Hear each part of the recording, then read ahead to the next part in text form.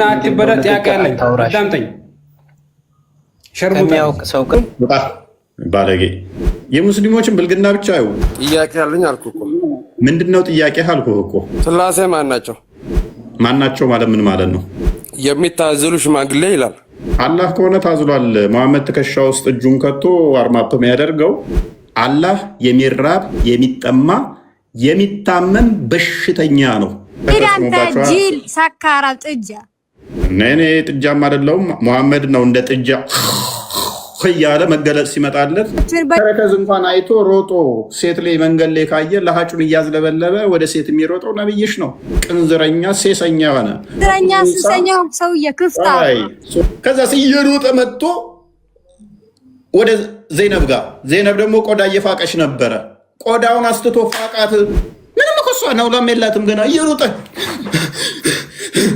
እየሮጠ መጣ ሰፈረባት መንገድ ላይ ሴትን ካያችሁ ከተሳባችሁ ሮጣችሁ ሄዳችሁ ባሪያችሁን ወይንም ደግሞ ሚስታችሁ ወሲብ አድርጉ ቤቱ ሰራተኛ ካለች ሚስትህ ከሌለች ሮጣ ሄደ ስፈርባት እንደዚህ ሴሰኛ ቅንዘረኛ ደጃልን ኢሳ ይገለዋል የሚል ማስረጃ አስጠይሲ ተረት ካልሆነ ሁሉንም ተናግሮታል አንተ ቁልፍ ነህ አራም ትድጉ መልስ አይሆንም ማስረጃ ይኖራል አራም ይሁንክ ትሽ አራም ቂቤ ይመስልሃል ሳቦቹ መሐመድ ካካሲል ይፈልጉ ነበረ ካካሲል ስለሚፈልጉ ቂቤ ነው ብለው ሊቀቡት ነው ሽንቱን ይጠጣሉ ምራቁን ይጠጣሉ ላቡን ይቀባሉ እጣቢውን ይጠጣሉ ምን ካካውን ደግሞ ቂቤ ነው ብለው ይቀቡት ነበር አችሉንም እኛም ባይዘይ አችሉንም ከጥይት በላይ ፈጣን እንሆንባችሁ እንችላለን አታኪንግ we can defend ourselves then we will attack ወይ ቀልድ ወይ እስልምና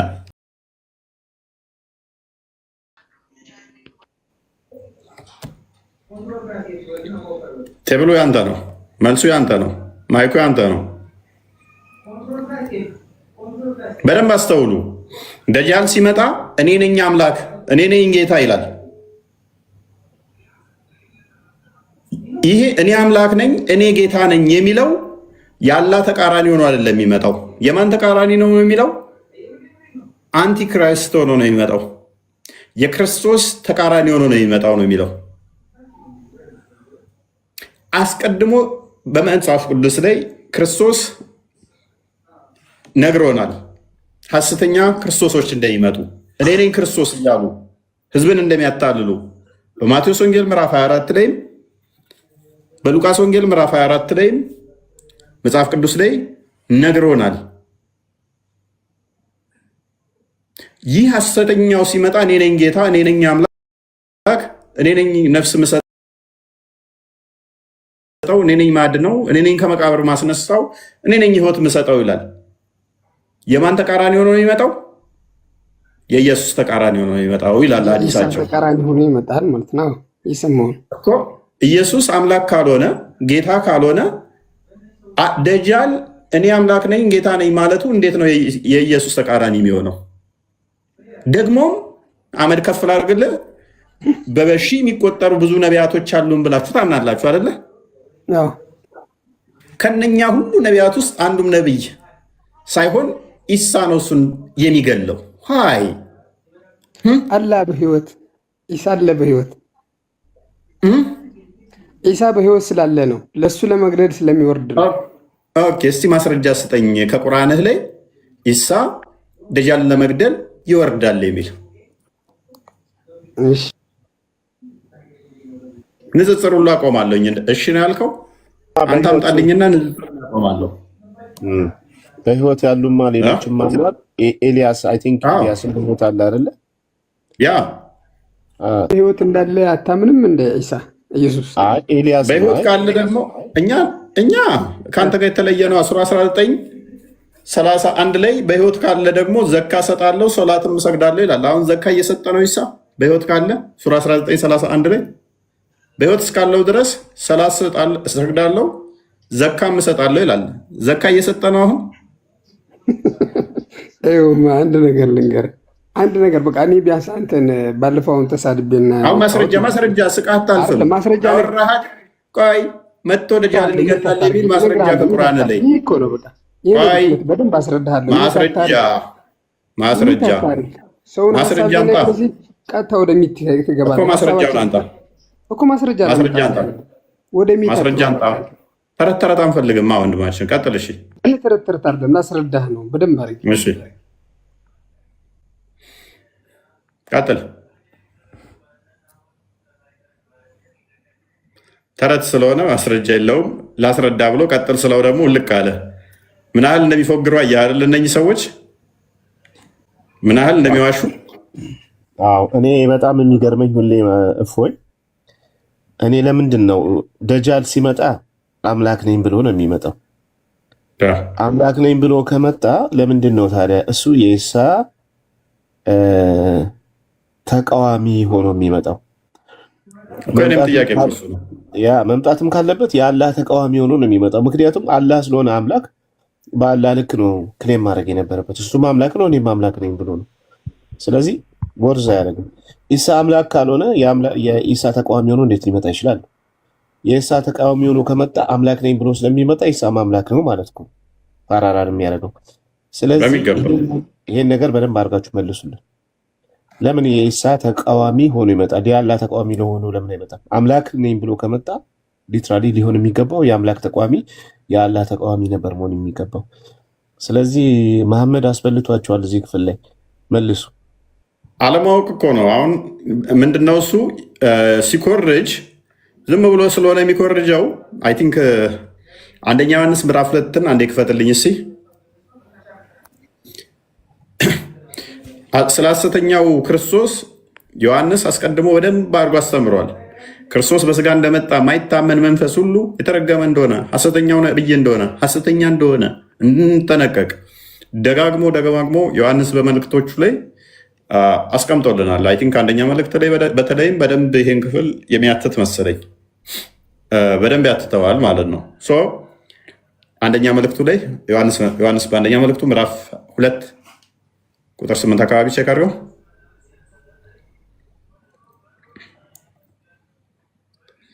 ልጆች ሆይ እያለ ዳግመኛ ትእዛዛትን እሺ ቁጥር 18 አድርገው እስኪ ሙሉን እናንተ አንብቡት።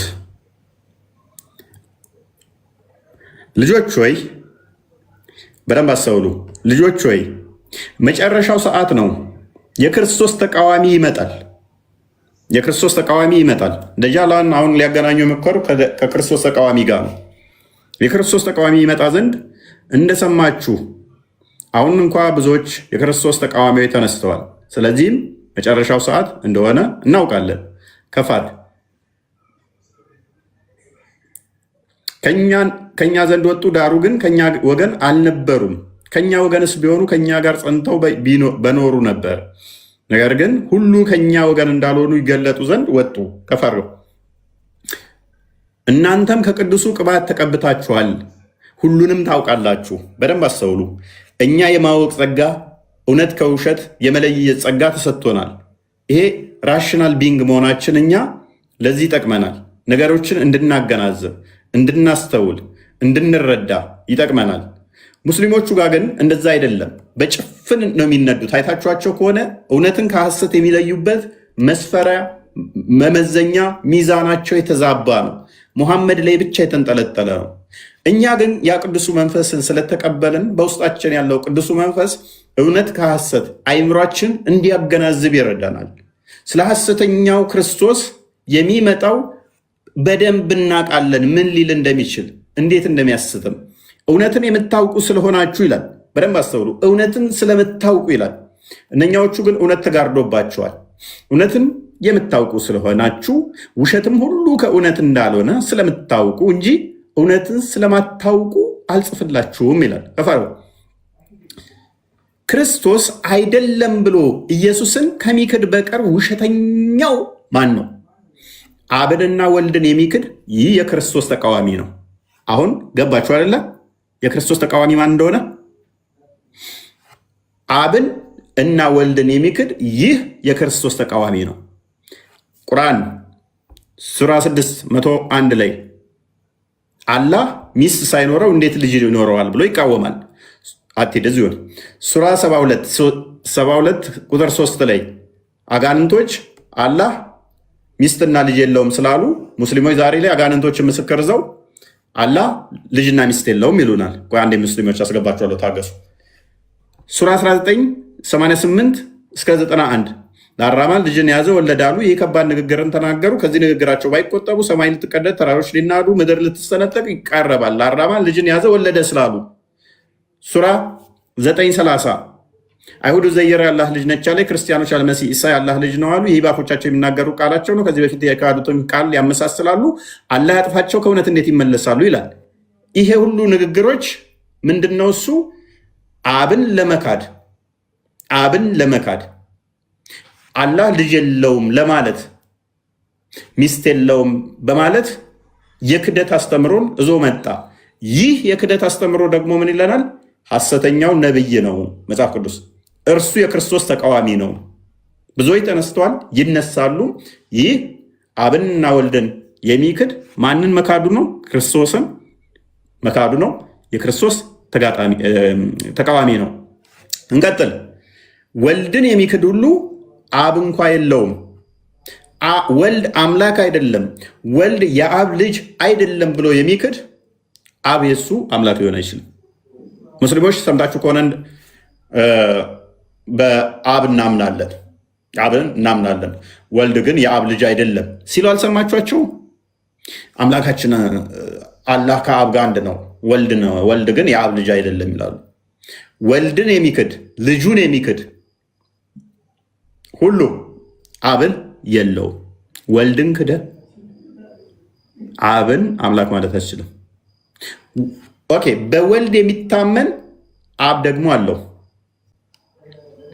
ምክንያቱም የኔ የሆነ ሁሉ የአብ ነው፣ የአብ የሆነ ሁሉ የኔ ነው ስላለ ዮሐንስ ወንጌል ምዕራፍ 17 ቁጥር 10 ላይ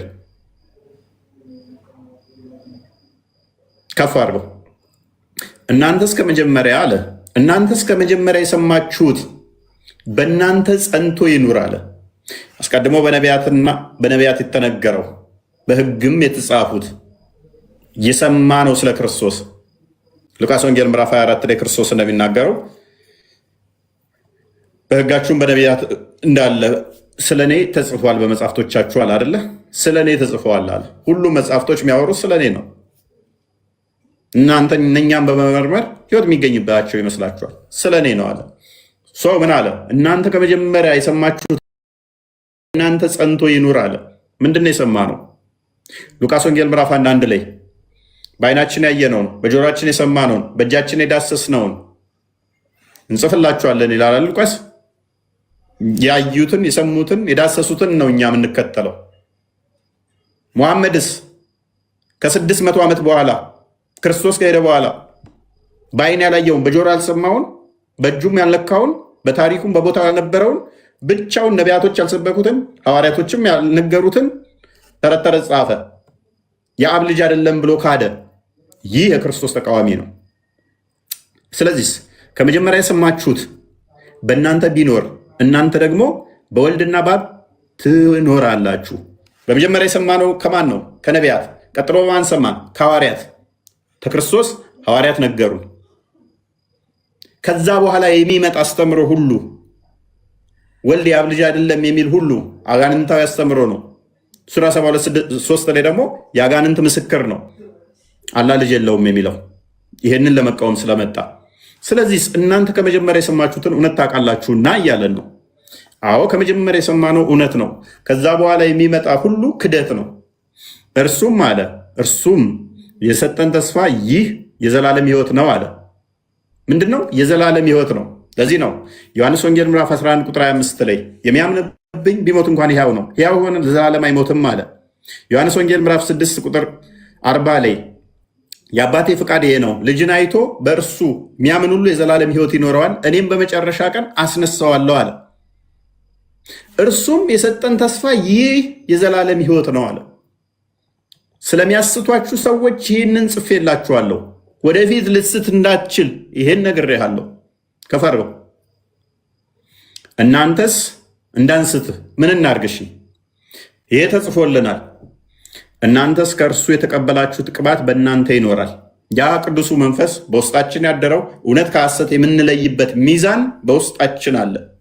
ማንም ሊያስተምራችሁ አያስፈልጋችሁም። ሰንበዲ መጥቶ አይ ወልድ እኮ የአብ ልጅ አይደለም፣ ወልድ እኮ አምላክ አይደለም፣ ወልድ እኮ አልተሰቀለም፣ ወልድ እኮ መጥቶ ተደጃል ጋ ገና ጦርነት ይገባል ያኔ አላህ አስመልጦት የሚል ተረት ተረት ሊያስተምረን አይገባም። እንደዚህ አይነት እንቶ ፈንቶ የሆኑ ቧልት አንድ አረብ ሀገር ላይ ተረት ተረት ሰምቶ ጆሮ ጠቢ የሆነ ሱራ 9:61 ላይ ሊነግረን አይገባም። ይህ አካል ሊያስተምረን አይገባም። እኛ በነቢያትና በሐዋርያት ላይ የታነጽን የተመሰረትን ስለሆን፣ ነገር ግን አለ ማነው ያስተምረን ታዲያ? ነገር ግን የእርሱ ቅባት ስለ ሁሉ እንደሚያስተምራችሁ እውነተኛም እንደሆነ ውሸትም እንዳልሆነ ከፋክ እናንተም እንዳስተማራችሁ በእርሱ ኑሩ አለ። ስለዚህ እውነት ከሐሰት የምንለይ በውስጣችን ቅዱሱ መንፈስ ያለ ቅዱሱን ቅባት የተቀበል ስለኛ የሚማልደው ስለኛ የሚቃትተው ሮሜ ምዕራፍ 8 ቁጥር 26 እና 27 ያ ቅዱሱ መንፈስ በውስጣችን ስላለ አትሂድ። ስለዚህ እውነት ከሐሰት በቀላሉ እንለያለን። እውነትን ከሐሰት እንለያለን። ከፈር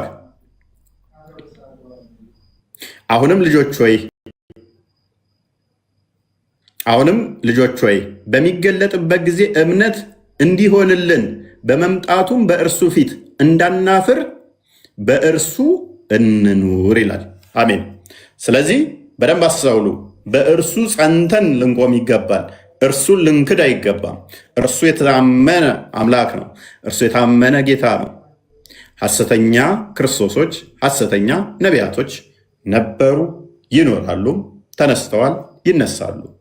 እነኚህ ሐሰተኞች ሁሉ በክርስቶስ ይወገዳሉ፣ ይጠፋሉ። ስለዚህ ሙሐመድ ይህንን ሐሰተኛውን ክርስቶስን አስተምሮ አስተዋውቆ ነው ሄደው እና እንደዛ ነው። ጨምሩበታለ። ቃሉ ተሰማል። በእኔ በኩል ምንም የለም።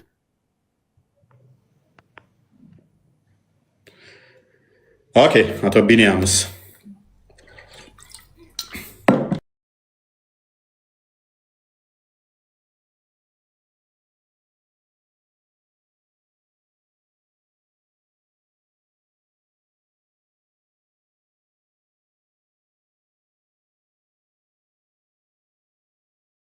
ማን ያለው?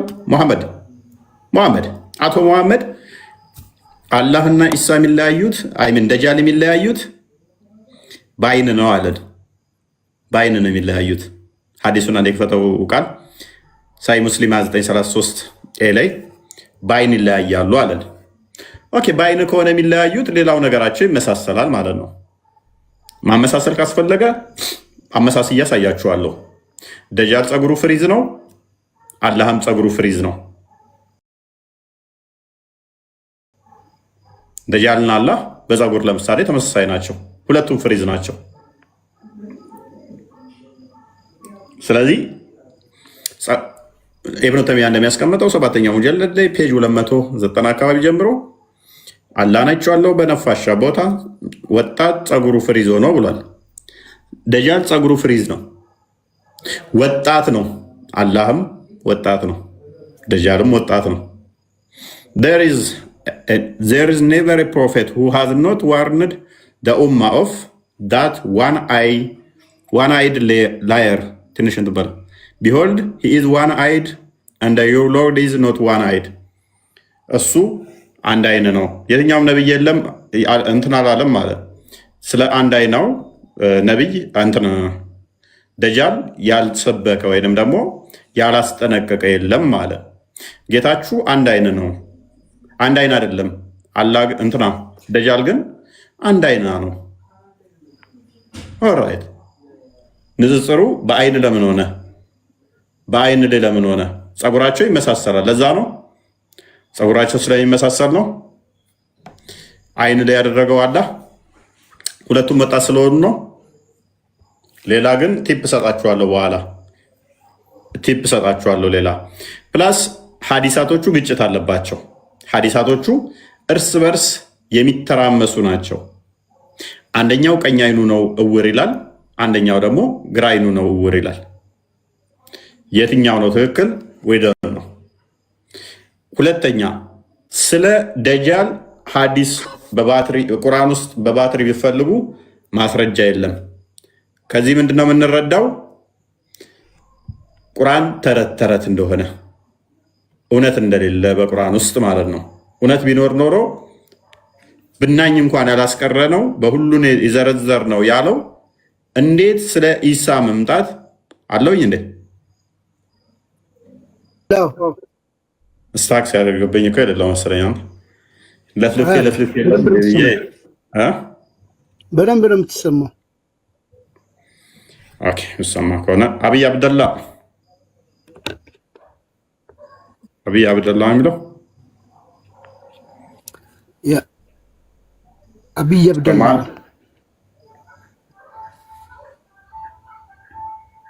ይሰማል። ያንተ ይሰማል። አብይ አብደላ ግን ዝም ብለዋል። ቀጥላ መብላሽ። እሺ ያ እፎ ያነበበውን ሐዲስ ነው በአማርኛ ሰሂህ ሙስሊም 2933 ነው። አነስ ኢብኑል ማሊክ እንዳስተላለፈው የአላህ መልእክተኛ ፖሊስ ቢያፖኒም እንዲህ ብለዋል። ያንን ባለ አንድ አይኑ ውሸታም ህዝቡን ያላስጠነቀቀ አንድም ነብይ የለም። ሁሉም ነብያት አስጠንቅቀዋል። እወቁ አለ። እርሱ ባለ አንድ አይን ነው ደጃል። ጌታችሁ አላህ ግን ባለ አንድ አይን አይደለም። አላህና ደጃል የሚለያዩበት ዘሜን ፖይንት አንደኛው አላህ ባለ አንድ አይን አይደለም፣ ደጃል ባለ አንድ አይን ነው። ከዛ ግንባሩ ላይ ካፊር የሚል ወይ ደግሞ ከሃዲ የሚል ፊደል ጽሁፍ ሰፍሮበታል አለ። ስለዚህ ዋናው መለያቸው አላህ ባለ አንድ አይን አይደለም፣ ደጃል ባለ አንድ አይን ነው። እኔና እፎይ በጣም እንመሳሰላለን ማለት ነው። ባንመሳሰል በአይን አንለያይም አለ። በአይን ለይቶ አይናገርም መሐመድ። ለምንድን ነው በአይን መለየት የፈለገው መሐመድ? ትነግሩናላችሁ ማለት ነው። በነገራችን ላይ መሐመድ ደግሞ ማለት ነው አንድም ነገር ግልጽ የሆነ ንግግር ካልሆነ በስተቀር አይናገርም ተብሎ ነው የሚታመነው። ይሄ መዘንጋት የለበትም። ምንም ድብቅ ነገር የለም። እያንዳንዷ ነገር የመሐመድ ንግግር በጣም ግልጽና የተብራራች ነች። ሐዲስ አለ፣ እሱንም ከፍተን ማሳየት እንችላለን። ያው በደንብ ማወቅ ያለባችሁ ይህ ክፍል አንድም የክርስቶስን አምላክነት የሚናገር ነው። ማለትም የአላህ ተቃራኒ ሆኖ አይደለም የሚመጣው። መጽሐፍ ቅዱስ በግልጽ እንዳሳየናችሁ ቅድም የክርስቶስ ተቃራኒ ሆኖ ውቺዝ አምላክ ሳይሆን አምላክ ነኝ ብሎ የክርስቶስን ስም ይዞ ይመጣል። ሐሰተኛ ስለሆነ በሐሰት ይመጣል ይላል። እስልምናው ጋር ካዲያ እንዴት ነው የክርስቶስ ተቃራኒ የሆነው? አምላክ ሳይሆን አምላክ ነኝ ካለ አምላክ ነኝ ተገዙኝ ጌታ ነኝ ይላቸዋል መጥቶ። ከዛ የማን ተቃራኒ ነው ይሏቸዋል? አንቲክራይስት ነው፣ የክርስቶስ ተቃራኒ ነው። እንዲያ ከሆነ ካዳ ለምንድን ነው እሱ አምላክ ማትሉት ክርስቶስን? ኢሳ የክርስቶስ ተቃራኒ ከሆነ ኢሳ ውሸተኛው ከሆነ አይምን ደጃል ኢሳን ለምን አትከተሉት? ኢሳን ለምን አትከተሉት? ኢሳ ትክክለኛ ከሆነ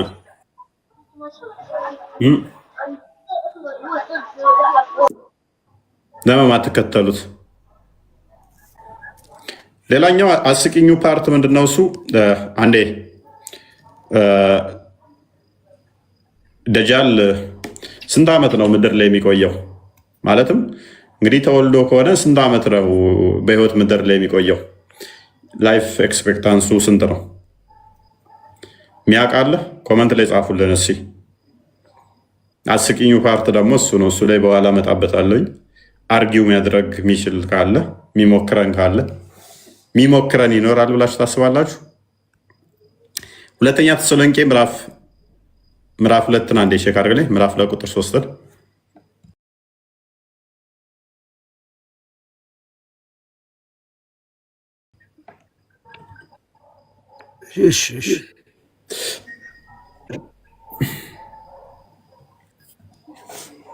ሁለተኛ ተሰሎንቄ ምዕራፍ 2 ቁጥር ስንት? ምዕራፍ 2 ቁጥር 3 አይ ቲንክ።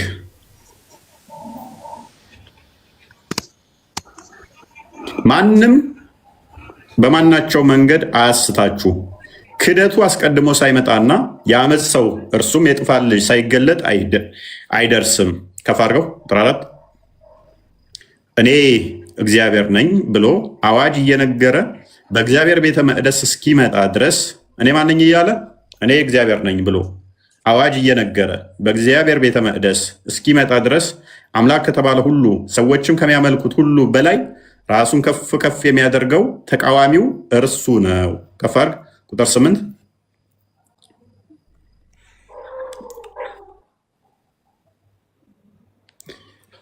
ቁጥር 8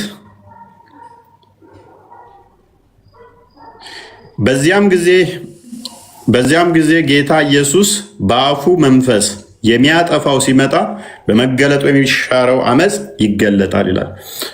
ክርስቶስ በምን ያጠፋዋል ይላል? በአፉ መንፈስ ያጠፋዋል። ማንን? ይሄንን አሳች የሆነውን አካል ማለት ነው። ስለዚህ የሚመጣው አካል ማነኝ ይላል ነው የሚለው። እኔ አምላክ ነኝ ይላል። እኔ ምንድን ነኝ ይላል? አምላክ ነኝ። በደንብ አስተውሉ። እኔ አምላክ ነኝ ነው የሚለው። ስለዚህ የማን ተቃራኒ ነው ሆኖ የሚመጣው? የእውነት ተቃራኒ ሆኖ የሚመጣው ሐሰተኛ ስለሆነ። እውነት ደግሞ ማን ነው? አና ለሐቅ ብሎ የተናገረው ማን ነው? ዮሐንስ ወንጌል ምዕራፍ 14 ቁጥር 6 ላይ እውነት ማን ነው? ማን ነው እውነት? ዮሐንስ 14 ቁጥር 6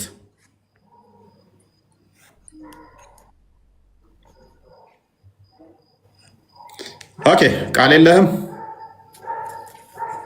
እንትን እያልካቸው መስሎኝ ነው። ሶሪ እንጂ ሰምቻለሁ።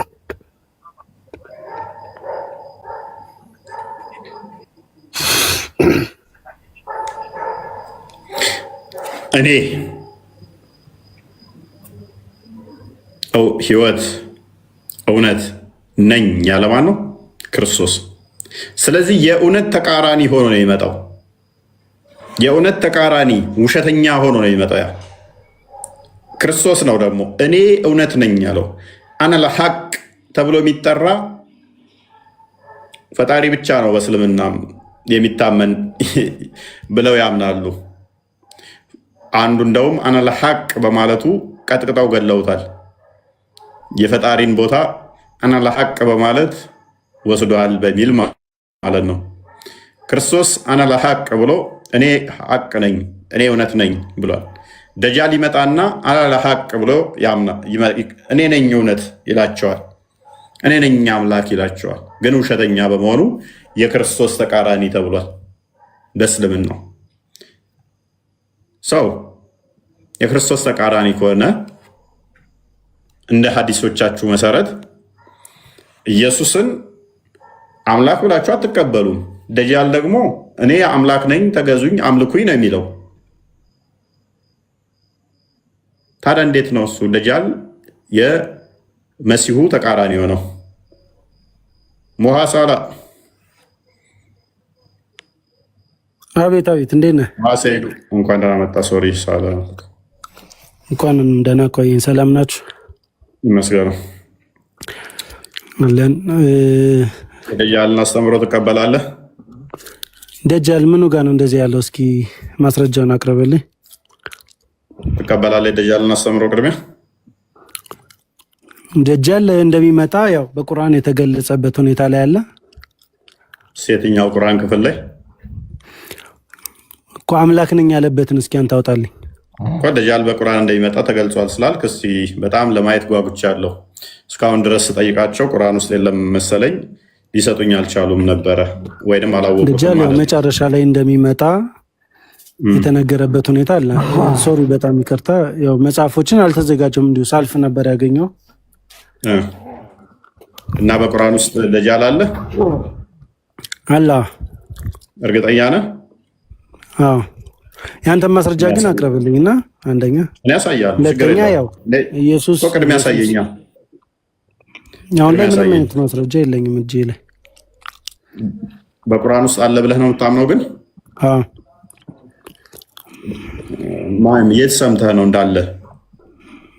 ደጃል እንደሚመጣ አለ ቁርአን ላይ የተገለጸ አለ። እኮ እሱን መረጃ ብናገኝ ደስ ይለናል። ውሸት ነው እያልን ስለሆነ እኛ ትልቁ ነገር አሁን ቁርአን ላይ ካለማ በጣም ማየት እንፈልጋለን።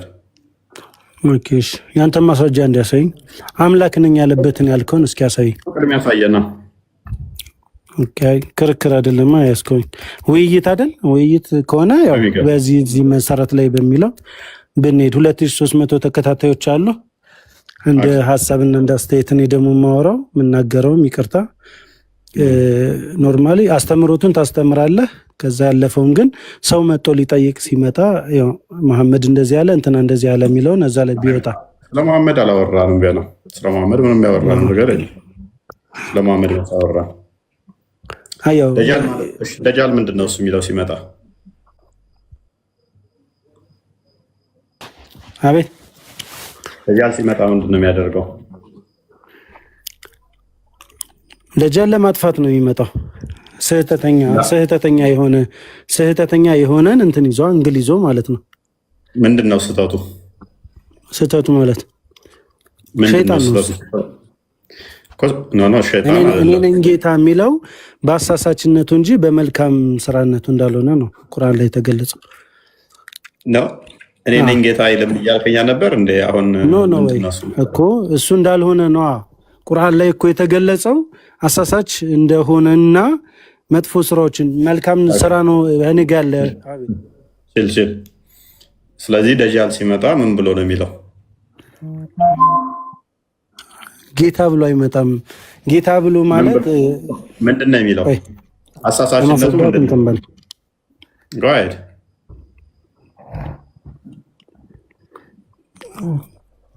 አንድ 10 ደቂቃ ትሰጠኛለህ? መጽሐፎችን መክፈት ትችላለህ? ትችላለህ። ኦኬ አለሁ። እሺ ኦኬ። ከርማ ነው የሚለው። ከርማ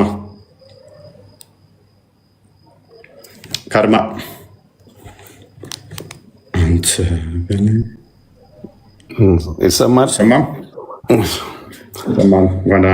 ከረም ነኝ። ምን ማለት ነው እሱ? ሌላ ነው እንግዲህ። አሁን ላነሳው ነገር ስለ ደጃል ነው አይደለ? ደጃል በቁርአን ውስጥም አለ እያለን ነው ወንድምህ። ትስማማለህ? ደጃል የሚል በቁርአን ውስጥ አለ? ቃሉ አልተጠቀሰም እርግጥ ግን አሁን ስለ ደጃል በስፋት ሐዲስ ውስጥ ነው ያለው። ስለዚህ ቁርአን ደጃል አላህ አያውቀውም ማለት ነው። ቃሉ ነገራቸው የለም። አይ ወደዛ እንዳትሄድ። እሱ ሳይሆን የተጠቀሰው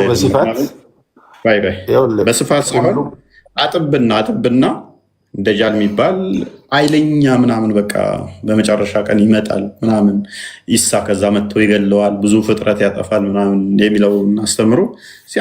እሱን ቅሳ አውቀዋለሁ። እሱን አሰር ነው አውቀዋለሁ።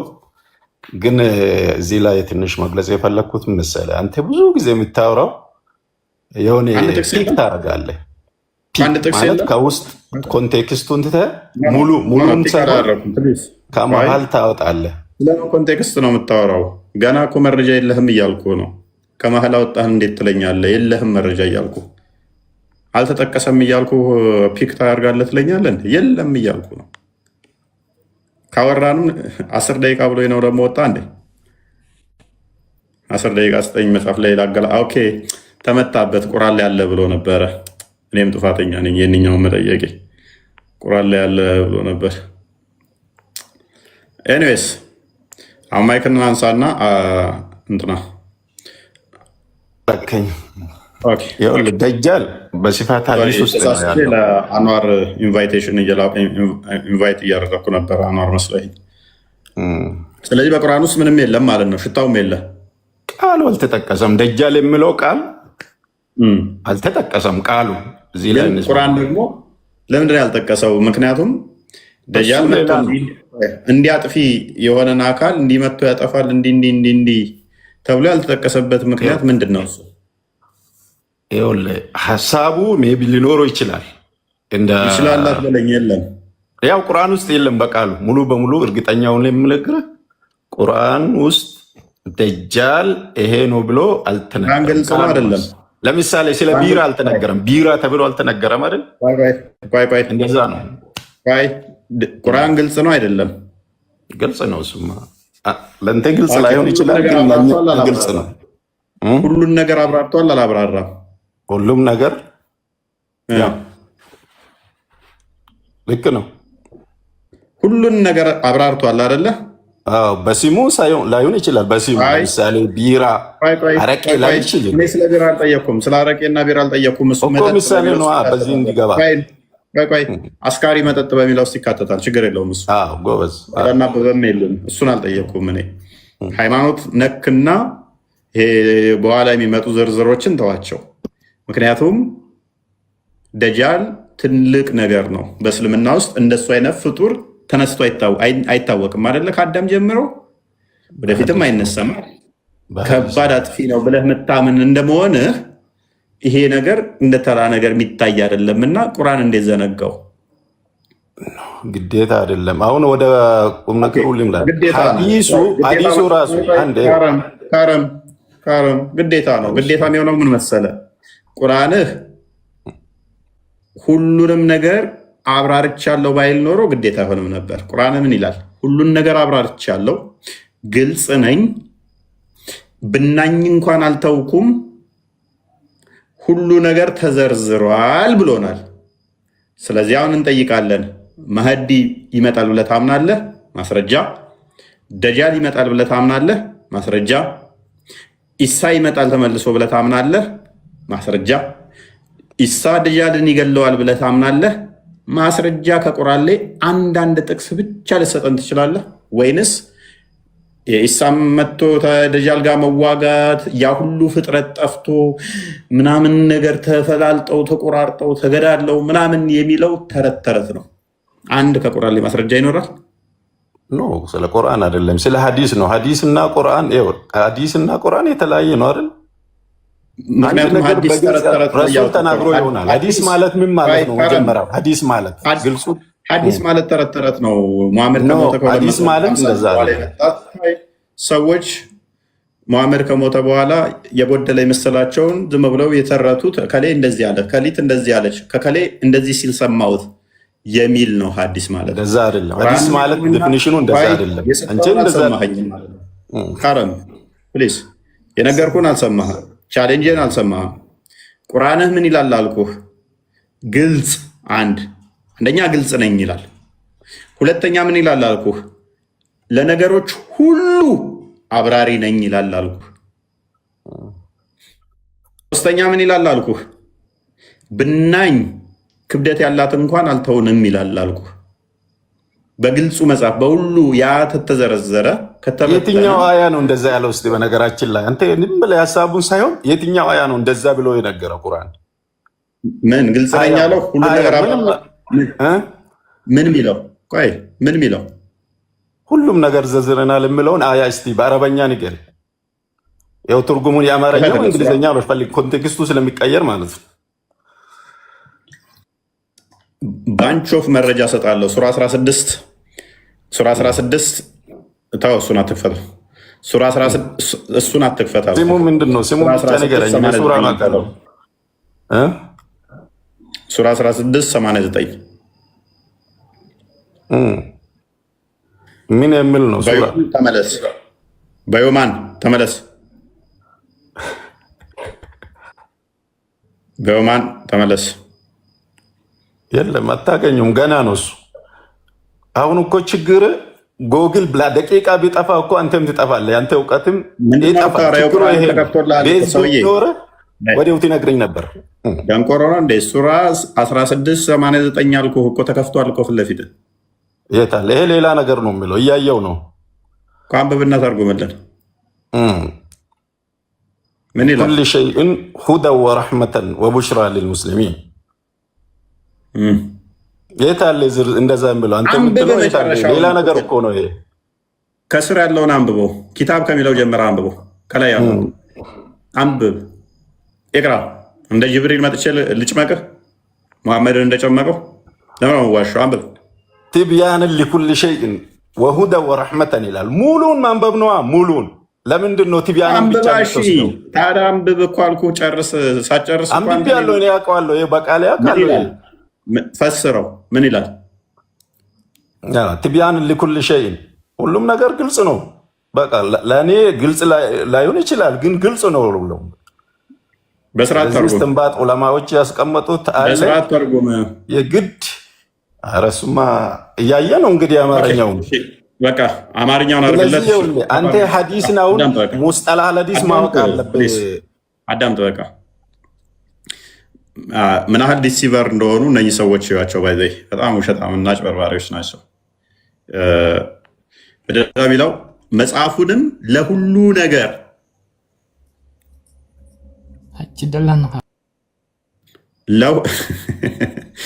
ያሲን አይዞህ ወንድም ዋሽቶ ሊታደገህ ታኛል ብለህ ገብተህ አዋረደህ። መጽሐፉንም ለሁሉ ነገር አብራሪ። ቀደም የጠየቀን ምንድነው? ሱካሪም ለሁሉ ነገር ያለውበትን ቦታ አንድ አንጣልኝ ነው። ለሁሉ ቦታ የቱ ጋ ነው ያለው ነው። መጽሐፉንም ለሁሉ ነገር አብራሪ እናደርገውም ያልኩት ሱራ 12 111 እንክፈትለት፣ ደግሞ ልጨምርለት ንመርቅለትም። እፎይ ጋር ነው የገባኸው። እፎይ ጋር ነው የገባኸው።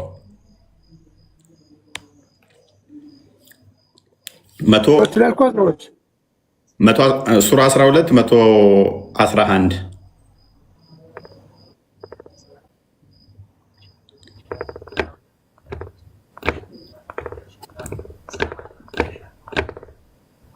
እኔ ጋር የገባችሁት። ለመረጃ ትቸገሩ። የምን ጎገል ነው? ሰርች አድርገን እንደናንተ ኡስታዞች እናመጣ አይደለም።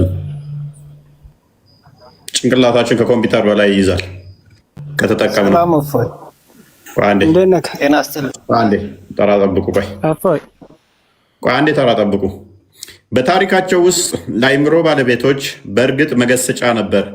ይህ ቁርአን የሚቀጣጥፍ ወሬ አይደለም፣ ግን ያንን በስተፊቱ ያለውን አረጋጋጭ ለነገርም ፓርሻሊ ነው የሚለው ለነገር ሁሉ ገላጭ ለሚያምኑ ህዝቦች መሪና ችሮታ ነው።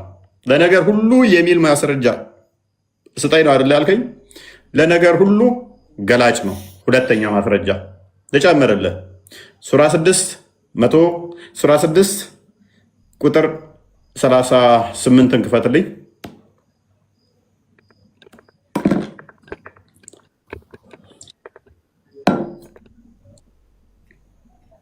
ኦኬ ከአንቀጾች ፕሊስ ተረጋጋ። ቆይ ተረጋጋ። ከተንቀሳቃሽ በምድር የሚሄድ በሁለት ክንፎች የሚበር በራሪ መሰሎቻችሁ ህዝቦች እንጂ ሌላ አይደሉም። በመጽሐፉ ውስጥ ምንንም ነገር በመጽሐፍ ውስጥ አልተውንም። የቀረ ነገር አለ ይላል። ምንም ነገር አልተውንም። እሺ ደጃልን አሳየኝ እስኪ። ደጃልን ኢሳ ይገለዋል የሚል እስኪ ማስረጃ። ሁሉንም ተናግሮታል። ደጃልን ኢሳ ይገለዋል የሚል ማስረጃ ስጠኝ እስኪ። ተረት ካልሆነ ኢሳ ተመልሶ ይመጣል፣ ይሄን ዓመት ይቆያል፣ እዛም ይገለዋል የሚለው ማስረጃ ስጠኝ። አንተ ቁልፍ ነህ። አራም ስድቡ መልስ አይሆንም። ማስረጃ ይኖራል። አራም ይሁን አራም እንደዚህ እንትን የምታውቀው ከሆነ እነ ዕምራንን ለምን ፈራው? ስድብ አይደለም። መሐመድ አራም እንዴ ሲያራ ቆይ መሐመድ ሲያራ ምን እነ ዕምራንን ፈርቴ ወደ ኋላ ለምን ተከመውለት የሚሄዱትን ረሳቸው እንዴ ነው? ወይንስ ቂቤ ይመስልሃል? ሰሃቦቹ መሐመድ ካካ ሲል ይፈልጉ ነበረ። ካካ ሲል ስለሚፈልጉ ቂቤ ነው ብለው ሊቀቡት ነው። ሽንቱን ይጠጣሉ፣ ምራቁን ይጠጣሉ፣ ላቡን ይቀባሉ፣ እጣቢውን ይጠጣሉ። ምን ካካውን ደግሞ ቂቤ ነው ብለው ይቀቡት ነበር። በእርግጥ የኔ ካካ እነጁስ ሆነ ትጠጣዋለህ። ምክንያቱም አቡ ዳውድ 67 ላይ ዌል ኦፍ ቡዳ ውስጥ ካካ የገባበት የሞተ ውሻ የገባበት ፔሬድ ጨርቅ የገባበትን ውዱ ማድረግ ይቻላል ብሏል። ሱናን አናሳይ 326 ሱናን አናሳይ 327 ላይ ደግሞ ሰገራ የገባበትን መሐመድ እያለ መጠመጥ ነበረ። ሰው ቀጥል። እሺ እንትን ስላሉ ብዬ ነው። እስኪ ካካ ሲል መሐመድ ጣራ ላይ ተደብቀው ያዩት ነበረ እና መሐመድ በጣም ተሸማቆ ነበረ ሲኖር የነበረው በምድር ላይ። ምክንያቱም ሰሃባዎቹ መሐመድ ያደረገው ነገር በሙሉ ዝም ብለው ይከተላሉ። ይኸው ሀዲሳቸው ነው። ይኸው ሪያዱ ሳሊ ይባላል። እዚሁ ላይ እዩት፣ ገጽ 171 ላይ ምን ይላል? ሀዲስ ቁጥር 231 ላይ አይሻ ረዲየላሁ ዐንሃ እንዳስተላለፋቸው እንዲህ ማለታቸው ተዘግቧል። የአላህ መልእክተኛ አንድን ስራ መስራት እየፈለጉ ይተዉ ነበር ሰዎች እንዳይሰሩትና በግዳጅነት እንዳይጸናባቸው በመስጋት። መሐመድ አንድ ነገር ማድረግ ፈልጎ ይፈራል፣ በቃ ይሳቀቃል። ካካ ሲል ጣራ ላይ ተደብቀው ያዩታል። ማስረጃው አለ። ካካ ሲል ጣራ ላይ ተደብቀው ያዩታል። አሁን ስለ ካካ ስላነሳ ነው። ለምንድን ነው ጣራ ላይ የሚደበቁት? ይኸው ቡኻሪ ላይ የተዘገበው ሐዲሱ። አንድ ቀን በቤታቸው ጣራ ላይ ወጥቼ ሳለው የአላህ መልእክተኛ በሁለት ሸክላዎች ላይ ተቀምጠው ሲጸዳዱ ተመልክቻለሁ። እንግዲህ ተሳቆ ተደብቆ እንኳን ሸክላ ላይ ቁጭ ብሎ የሚጸዳዳው እንትን ነው እንዴ? ዳቦ ነው እንዴ? ቁጥጥ እያደረጋት ነው። የተቦካ እንትን ነው። ባይዘ ሊጥ ውስጥ አክቱ እያለ ይሰጣቸው ነበረ። ሊጥ እያመጡለት አክቱ እያለ በዛ አብኩተው ዳቦ ይጋግሩ ነበር።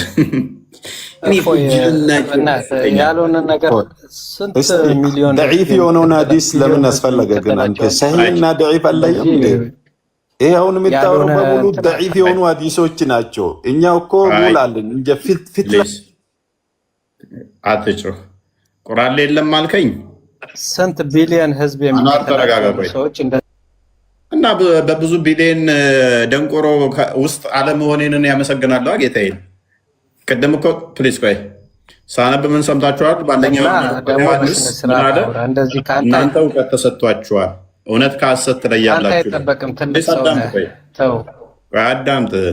ሐሰት ያወራ ነው ካለ አዋርደን ያው ቻሌንጅ ላድርገህ ከፍ አድርጌ አንተንም ላዋርደህ ነው። ሐሰት ነው ና የትኛው ነው ሐሰት? ከፍ በል። ምን የሚለው ነው ሐሰት? ነብያችን ሰው ናቸው። አንተ አባር በእናትህ ተረጋጋ። ሐሰቱ የቱ ጋር ነው መሰለህ? ዝም ብለህ አገኘው ብለህ አትጸዳዳ በአፍህ። ተራ ጠብቅ። ባለጌቱ እኔ በስድብ አላምንም። በስድብ አላምንም። ስህተት ያልከው የቱ ነው? ቅድሚያ ቆይ አሁን ሐሰት የሆነው ቆይ ቅድሚያ ቅድም ምን ብለህናል? ለነገሮች ሁሉ አብራሪ ሚል የለም ቁርአን ውስጥ ብለህ ነበር። ከአንድም ሶስት ሰጠው ከዛ በላይ ሰጣለሁኝ አለ። እሱን ኔክስት ደግሞ አሁን ሐሰት ወዳልከው እንመጣለን። ሰጣለሁ እኔ በቀኝ እስከምትል ማስረጃ አመንክ። ለነገር ሁሉ አብራሪ የሚለውን ቁርአን ላይ እንዳሳየው አንተ ያስቀረው አሁንም አለ። አብራሪ የሚለው ወለቀድ ፈሰልና ፊል ኪታብ የሚለው ሌላም አለ። ይኸውልህ አንተ የምታመጣው ትብያነ ለኩል ሸይ የሚለው የጠየቁህ መልስ። ቅድም ምን ብላል? መጽሐፉ ለነገር ሁሉ አብራሪ የሚል ማስረጃ የለም። ውሸት ነው። ኖ ቦታውን አሳይኝ እኮ ነው ያልኩህ። እንደውም ሌላም አለ። አሁን አንተ ያላመጣው ወለቀድ ፈሰልና ፊል ኪታብ የሚለው ሌላ አለ። እሱን እንኳን አላመጣም አንተ። እሺ ስለዚህ የጠየከኝን ለነገር ሁሉ አብራሪ እንደሆነ ቁርአኑ ለነገሮች ሁሉ አብራሪ መሆኑን አሳይቻለሁ። ነው አንተ ያሳይተኝ አውቃለሁ። አሳይተኝ ሳይሆን አውቃለሁ። ለምን ጠየከኝ? ካደ የጠየከኝን አሳይቻለሁ። ስለማታውቀው ነው። ትርጉሙ ኮንቴክስት ውጪ ስለምታነሳው ነው። ሁሌ ለዚህ እኮ ነው። ቴንኪው በቃ ድንቁርና በዚህ መጠን የሚጫወትብህ ከሆነ ለቤታችን ብዙ ማመጥን ስለሆንክ ከስር ሆነ ትማራለህ። ታብታብ እያደረክ በዛውም ተማር። ሪፖርት ለአቅመ ውይይት የምትበቁ ቢያንስ አርጉመንታችሁ ከተመጣ በኋላ አድሚት ማድረግ የምትችሉ ግቡ። በመጀመሪያ የለም ብሎ ሲፎክር የነበር ሰውዬ ስለማቀው ነው ይላል። በኋላ ካነበበ በኋላ ሁላችንም ስናስታውስ ካየን መረጃ ሲመጣልን ልናስታውስ እንችላለን። ወይም ማታቀው ረስተው ከነበር ድምፅ ይሰማል። ገብተሃል? ትሰማለህ? ኦኬ ቶፒኩን ሰምተዋል? ጥያቄ ያለ ቶፒኩን ሰምተዋል? ቅድሚያ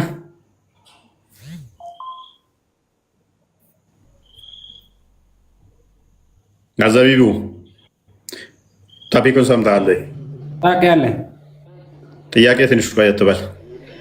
ጥያቄ ያለ እፎይስ ለማንኛውም ስነ ምግባር የሌለው እሱና አትበላ ጥያቄ አለኝ።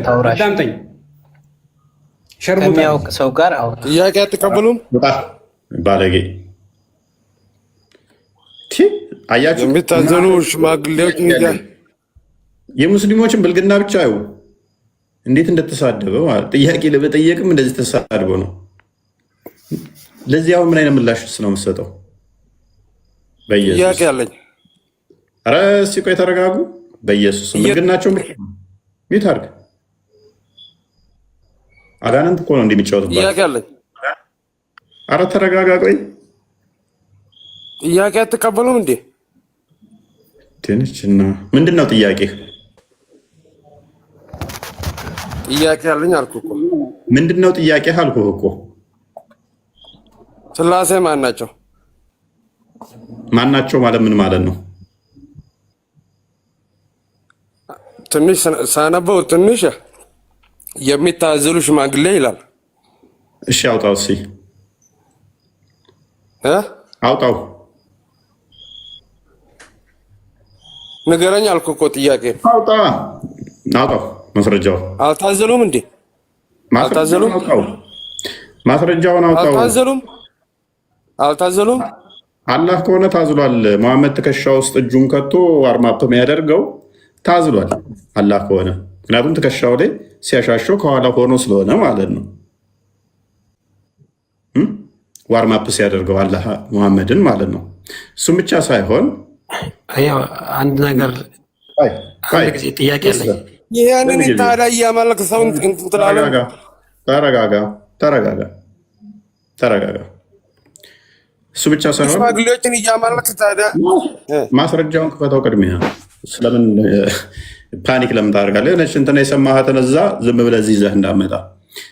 ሐዲስ ኩርሲ 1840 ላይ አላህ የሚራብ የሚጠማ የሚታመም በሽተኛ ነው። እንደዛ ትወስዳለህ፣ ትቀበላለህ። ምክንያቱም ተርቤ ያላበላችሁኝም፣ ተጠምቼ ያላጠጣችሁኝም፣ ታመሜ ያላጠጣችሁኝም፣ አልጠየቃችሁኝም ብሎ በየሚዲያው ራቁታቸው ያሉ ሴቶችን አሳክም ሙስሊምን ታዲያ ሄዳችሁ ወንዶቹ ሙታ ያቀስሙባችኋል። ጂል ሳካራ ጥጃ እኔ ጥጃም አይደለሁም። ሙሐመድ ነው እንደ ጥጃ እያለ መገለጽ ሲመጣለት ትኩስ እንደተወለደ ጥጃ የሚያንኮራፋው ሙሐመድ ነው። እንደ ግመል ያንኮራፋል። ትኩስ እንደተወለደ ጥጃ ይፈራገጥ ነበር መገለጽ ሲመጣለት ይላል። ሴት ልጅ መንገድ ላይ ካየ ሳይ ሙስሊም 1403 ላይ ተረከዝ እንኳን አይቶ ሮጦ ሴት ላይ መንገድ ላይ ካየ ለሀጩን እያዝለበለበ ወደ ሴት የሚሮጠው ነብይሽ ነው። ቅንዝረኛ ሴሰኛ የሆነ ወይም ደግሞ ሱረቱ ኒሳ 24ኛው አያ ላይ ሙታን የፈቀደው በዚህ ምክንያት ነው። መንገድ ላይ ሴትን ካያችሁ ወሲብ አድርጎ ያለው ሳይ ሙስሊም 1406 ላይ ወንዶቹ ራሱ ስላልቻሉ ፎጣ እየሰጡ መንገድ ላይ ወሲብ ያደርጉ ነበር። አንቺ ድምፅሽ አውራ ነው። በዚህ ምክንያት ቲክቶክ ላይ ሊቭ ላይ ድምፅሽ አውራ ስለሆነ የሙሐመድ ተከታይ ብዙ ወንዶች ይህን የተወሱሰውብሻል። ድምፅሽ አውራ ነው። ከቤት እንዳትወጪ አይሻ እንኳን ጨርቅ አፏ ውስጥ ጨምራ ነበር የምታወራው መጋረጃ ኋላ ተደብቃ። ምክንያቱም ከመጋረጃ ፊት እንዳትወጣ ሱረቱ አሕዛብ 59ኛው አያ ላይ ከመጋረጃ ኋላ እንጂ ከመጋረጃ ፊት እንዳትወጡ ስላላት ማለት ነው። ሙሐመድ ጨርቅ አፏ ውስጥ አድርጋ ነበር የምታወራው። ብዙ የሙስሊም ወንድ ይሄኔ ድምፅሽን ሰምቶ ለሀጩን እያዝለበለበ ሱሬውን ሽንት በሽንት አድርጎታል። የእኛ ዝርክርክ ለሀጫም ወንዶች አይደለንም። ሴት ልጅ መንገድ ላይ ስላየን እንደ እንስሳ ሮጠን፣ እንስሳ እንኳን ያስተውላል፣ ጊዜ አለው። መቼ ነው ሴት ላይ መድረስ ያለብኝ? ሴቷ እንስሳ ላይ ከእንስሳ ማትሻሉ እኮ ናችሁ እናንተ። ለዚህ ነው በማቴዎስ ወንጌል ምዕራፍ 19 ላይ ምን ማድረግ እንዳለብን ክርስቶስ የነገረን። አይቶ ዝም ብሎ መመኘት በራሱ ሴሰኝነት ነው። እኛ እንደዛ አይደለንም እንደናንተ። የእናንተን አስተሳሰብ እዛችሁ አትምጡ። በቁምሽ እንደተገነዘ ሬሳ ሆነሽ ታፍነሽ ታየኝ ይወሰወሳል የሚል ቅንዝረኛ ሴሰኛ ነብይሽ ስላለ እኛ እንደዛ አይደለንም። ፕሊዝ እኛን እንደዛ እንዳትወስዱን። ሴት ልጅ ሳይ ቆንጆ አቋሟን ሳይ ዋው እህቴ እንዴት ታምራለች ብዬ አመስግኜ እሄዳለሁ። ቆንጆ ከሆነች እንዴ እሷም እኮ የኔ ፍጡር ነች፣ እንደኔው የተፈጠረች እኮ ነች፣ የኔው አይነት እኮ ነች። ዋው አቋሙ ያምራል። እንደምን ዋው አቋሙ ያምራል። ዳስ ልብሷ ያምርባታል። ይኸው ንጽህናዋን ጠብቃ። እሷ እኮ ቅዱሱ መንፈስ ማደሪያ ነች። እንደኔ ሴሰኛ ቅንዘረኛ ልክ ስታይ ሱሪህ እንደ ባንዲራ መስቀያ እንዲህ የሚሰቀልብህ እንደ ነብይ ከሆንክ ችግሩ አይምሮ ውስጥ ነው ያለው እንጂ ከሱ አይደለም። አይምሮህን አሰራው። ሳይ ሙስሊም 1406 ላይ ፎጣና ሸርብ እየሰጡ ወሲብ እንደሚያደርጉ ተከታዮች ሳቦች አቱን ክፈተው አንዴ ስፐርማቸውን እንደሚያዝረከርጉ ቡሃሪ ላይ እንዳለው አቱን አይ ቲንክ ቡሃሪ ስንት ነበረ? 1406 ነው 05 ያሳውሰኝ። እየዞሩ እንኳን እንደዚህ ሴቶች ሲያዩ ስፐርማቸው ልብሳቸው ላይ የሚፈሰው ቅንዝረኛ ሴሰኛ እኮ አይደለንም እኛ። ኑ ብዙ ሴቶች ታገኛላችሁ፣ ወሲብ ታደርጋላችሁ እያለ ጦርነት እንደሄደው እኛ ለዝሙት ተነሳሽነት ኖሮ በዛ መጠን ቅንዘረኛ አይደለንም።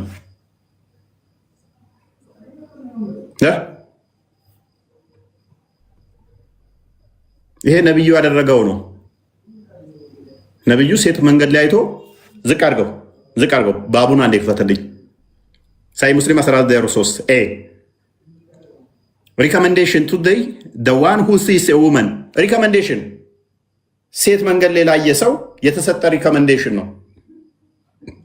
ሪኮመንድ ያደረገው ነብያችሁ ምን አለ?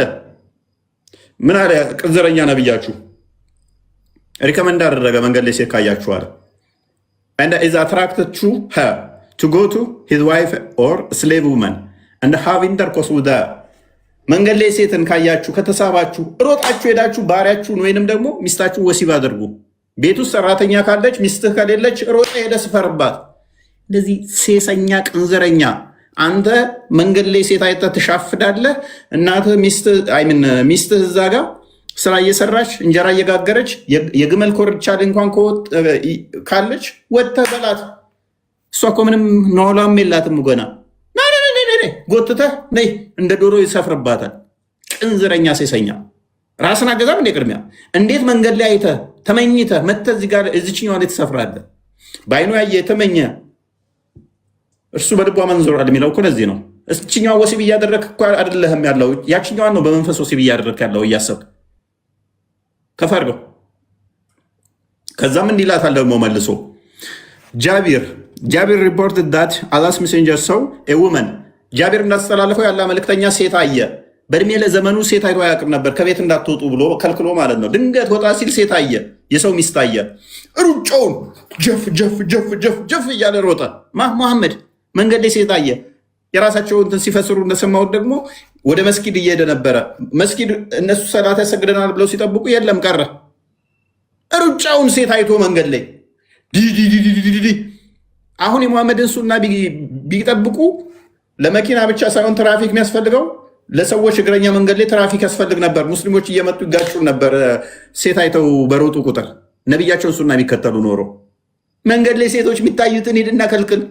የእኛ ወንዶች እኛ እንደናንተ ሴቶች እንደናንተ ወንዶች ቅንዝረኛ ሴሰኛ እንደ ነቢያችሁ ሴት ባየን ቁጥር ምንሮጥ መሰላችሁ እንዴ?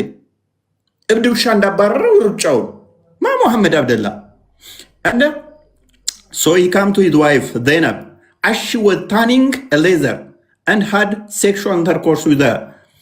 ከዛ ሲየሮጠ መጥቶ ወደ ዘይነብ ጋር ዘይነብ ደግሞ ቆዳ እየፋቀች ነበረ። ቆዳውን አስትቶ ፋቃት። ምንም እኮ እሷ ነው የላትም ገና እየሮጠ መጣ፣ ሰፈረባት። ቆዳ የምትፍቀውን ይዞ ፋቃት ማለት ነው። ከዛስ ምን አለ? he then went to his companion and told them ከዛም ወደ አጋሮቹ ሄዶ ነገራቸው። እነሱን ያሰግደናል ብለው ሲጠብቁ እሱ አባቴ መንገድ ላይ ሴት አይቶ ኃይለኛ ሩጫ ላይ ነው። ጀፍ እያለ ሮጦ ሄዶ ሚስቱን ወሲብ አድርጎ ቆዳ እየፋቀች ምንም የሌለም ምን ተፈጠረ ሰፈረባት። የ30 ወሲብ ጉልበት ያለው ሰውዬ ምንም ፍላጎቷ እኮ ላይኖር ይችላል፣ ምንም ስሜቷም ላይኖር ይችላል። ያችኛዋን እያሰበች ወሲብ ያደርጋል። ሴሰኛ ቅንዝረኛ። ከዛስ ምን ቢል ጥሩ ነው? ከዛ ለምንድነው የቆየኸው? የት ሄደህ ነው? እኛ ታሰግደናለህ ብለህ ምናምን እነሱን ምን ቢል ጥሩ ነው? The woman advances and retraces in the shape of a devil. ሴት ልጅ ታውቃላችሁ በጅን ባጋንንት ትመጣለች ትሄዳለች። በምን ባጋንንት ቅርጽ ትመጣለች ትሄዳለች። So when one of you sees a woman, he should come to his wife, for that will repel what he feels in his heart. ስለዚህ መንገድ ላይ ሴት ካያችሁ ሴት ልጅ በሴጣን ቅርጽ ትመጣለች ትሄዳለች። ስለዚህ መንገድ ላይ ሴት ስታዩ ወደ ሚስታችሁ መሮጥ አለባችሁ። ከዛ በልባችሁ ውስጥ ያለው ይገታል። ክርስቶስ ምን አለ? አይቶ የተመኘ እርሱ በልቡ አመንዝሯልና። ሚስቱን ለጉዳይ ከጠራት በፍጥነት ትምጣ፣ ከምድጃ ላይ እንኳ ብትሆንም ብለዋል። እንጀራ እየጋገረች እንኳን ከሆነ አንዴ እዛ ጋ የሆነ ነገር አይቻሉ ግለቢ ቀሚስሽን። ቀሚሷን ስተመገልብ ራሱ የሚያስችለው አይመስለኝም። መሐመድ ሱሪ ከሀዲሱ የምንማራቸው ቁም ነገሮች ከዚህ ሀዲስ ማለት ነው። እንግዲህ ከዚህ ሀዲስ የምትማሩት ቁም ነገር ምን ብሎ ጽፏል? ፊት ለፊቱ ከሀዲሱ የምንማራቸው ቁም ነገሮች ብሎ ባል ሚስቱ ላይ ላለው መብት ትልቅ ማብራሪያ ነው። 4 ነጥብ። አንደኛ። ሁለተኛ ሚስት አላህ ግዴታ ዋጅብ ባደረገው ነገር በተቻለ ሁሉ ባሏ እርካታ ለማጎናጸፍ ጥረት ማድረግ አለበት። ከሀዲሱ የምንማረው ቁም ነገር ይሄ ነው። ስለዚህ እንጀራ እየጋገረች ከምድጃ ላይ እንኳንም ቢሆን በፍጥነት ነይ ሲላት ትምጣ። እኛ አይደለንም መጽሐፍ። ይሄ ታዲያ ምድጃ ላይ እንኳን ሆና መታገስ ማይችል እንጀራ እየጋገረች ኮርቻ ላይ ቢሆን ይላል። የግመል ኮርቻ ላይ እንኳን ቢሆን ከፈለገ ቶሎ ብሎ እንትን ማለት አለባት ይላል። መንገድ ላይ እኮ ስላያችኋቸው አይደለም። እንጀራ እየጋገረች እንኳን አትተውም እኮ እናንተ ቅዘረር ናችሁ። ጨረታ የምትወጡ እኮ ናችሁ። ሳይ ሙስሊም 1406 እንክፈተው። እርስ በርስ ተጫርታችሁ ወሲብ የምታደርጉ እኮ ናችሁ ሳባዎቻችሁ። እና የእኛን ሴቶች የግዴታ እንደናንተ ተጠፍንገው ታፍነው እስር ቤት ይኖሩ እንዴ? ሀይ አትነካኩና አትነካኩና አትነካኩና አትክፋታና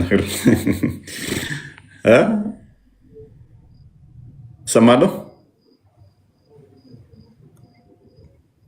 ደንብ ነው የምትሰማው ቦስ።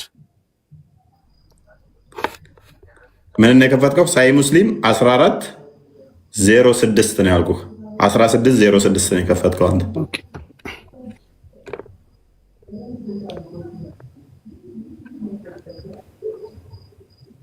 አችሉንም እኛም ባይዘይ አችሉንም። ከጥይት በላይ ፈጣን ልንሆንባችሁ እንችላለን። አታኪንግ we can defend ourselves then we will አታክ ማድረግ እንችላለን። ራሳችንን ዲፌንድ ማድረግ እንችላለን። አችሉንም። አላህስ ሜሴንጀር permitted temporary marriage for us ያላ መልእክተኛ ጊዜያዊ ጋብቻ ፈቀደልን። which is መንገድ ላይ ሴት ካዩ ወሲብ እንዲያደርጉ ማለት ነው። ስለዚህ መንገድ ላይ ባያችሁ ቁጥር ቴምፖራሪ ሜሬጅ ደወጀል ሙታት እዚህ እያላችሁ እኛ ጋር ትምጡ። ይሄ ጊዜያዊ ጋብቻዎች ሚንስ ለአንድ ቀን ለሁለት ቀን የሚቆይ ማለት ነው ወሲብ የምታደርጓት። So I and another person went out and saw a woman of Bana Amir who was like young long-necked she-camel. ከዛ እኔና አንደኛው ባልደረባዬ ወጣንና ሴት አየን። መንገድ ላይ ሴት ካያችሁ ትዝ ቢላችሁ እነኚህ ሀዲሶች ናቸው አይደለ? አንገቷ እንደ ግመል ቀጭን ረጅም የሆነ ወጣት የሆነች የግመል አንገት ያላት። ምንድን ነው የግመል አንገት ያላት? ሲያቅፏት ጀርባቸው ላይ እንደ ፎጣ ተጠምጥማባቸው ነው እንዴ? ዊ ፕሬዘንትድ የቱ ጋር ነበር? ዊ ፕሬዘንትድ አውርሰልፍ ቱ ሄር ፎር ኮንትራክቲንግ ቴምፖራሪ ማሬጅ ወራፖን ሺ ሴድ ራሳችንን ለእሷ ለጊዜያዊ ጋብቻ አቀረብን። ጨረታ እኮ ነው። ሴት አይተው መንገድ ላይ አሁን ሁለት ሆነው ሲሄዱ አንድ ሴት ካዩ ጨረታ ይቆማሉ ማለት ነው። እባክሽ እኔን ከኔ ጋር ዝርክርክ ለአጫም መሐመድ ነው የፈቀደው። ከዛስ የቱ ጋር ነበርኩ? ኦኬ ዌር አፖን ሺ ሴድ ዋት ዶሪ ውድ ዩ ጊቭ ሚ። እሷ ከዛ ምን አለች? ምን ጥሎሽ ትሰጡኛላችሁ አለችን። አይ ሴድ ማይ ክሎክ ማይ ካምፓኒየን ኦልሶ ሴድ ማይ ክሎክ። ካባችንን እንሰጥሻለን አሏት። እሱም ባልደረባው የቱ ጋር ነበርኩ? And the clock of my companion was superior to my clock, but I was younger than he. የኔ ካባዬ ወይም ደግሞ ልብሱ ከባልደረባዬ ይልቅ አሮጌ ነገር ነው። የዛኛው ከኔ የተሻለ ነው። እኔ ግን ከሱ ፈርጠም ያልኩ ወጣት ነኝ። የሱ የተሻለ ነው፣ የኔ ግን ልብሱ አሮጌ ነገር ነው፣ በታች ነው። የሱ አሪፍ ነው፣ እኔ ግን ወጣት ነኝ አለ ተራኪው። ጨረታ ቆሙ። በቃ መንገድ ላይ ሴት አዩና፣ ይሄ ትዝ ይላችኋል ሴቶች ስታዩ። but I was younger than he, እኔ ከሱ ወጣት ነኝ። so when she looked at the clock of my companion she liked it.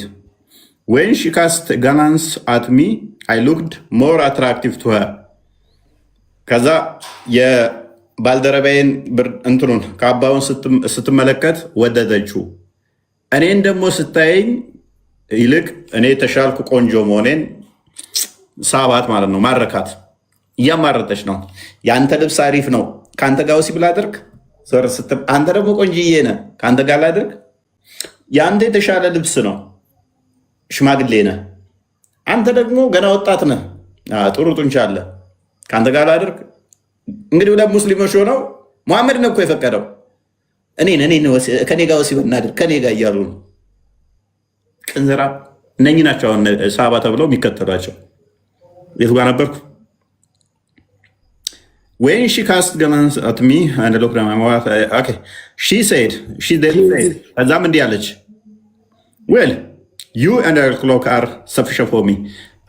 አንተ ልብስህም ለእኔ በቂ ነው። የአንተ ካባ ለእኔ በቂ ነው። ምክንያቱም ወጣት ነህ። ወጣት የነብር ጣት አንተ ትሻለኛለህ።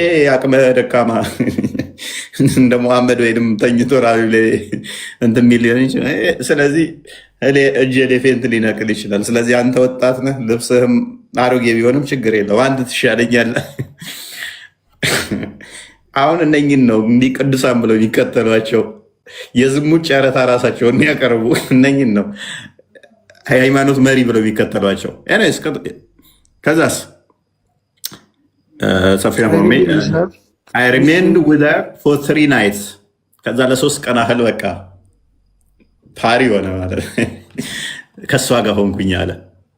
then Allah said he who has any such woman with whom he had contracted temporary marriage he should lift her off.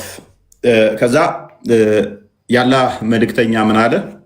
እንደዚህ ያደረጋችሁ ወሲብ ካደረጋችሁ በኋላ በ3 ቀን ውስጥ መልቀቅ አለባችሁ። ምክንያቱም ጊዜያዊ ጋብቻ ነው። ከ3 ቀን በላይ በቂ ነው። 3 ቀን ያህል ለሌላኛው እድል መልቀቅ አለብን። ሌላኛው ደግሞ በሌላኛው ደግሞ ሄዳ መንገድ ላይ ብቅ ስትል ሌላኛው ደግሞ እድሉን ይጠቀም። ስለዚህ አታቆዩ። ፎጣ ነገር ሰጥተህ ወሲብ ካደረክ ያኛው ደግሞ ጫማ ሰጥቶ ወሲብ እንዲያደርግ ልቀቅለት። ያኛው ደግሞ ቲሸርቱን የሚሰጥበት። እነኝን እየተከተልክ እነኝን ገራሚ ነው።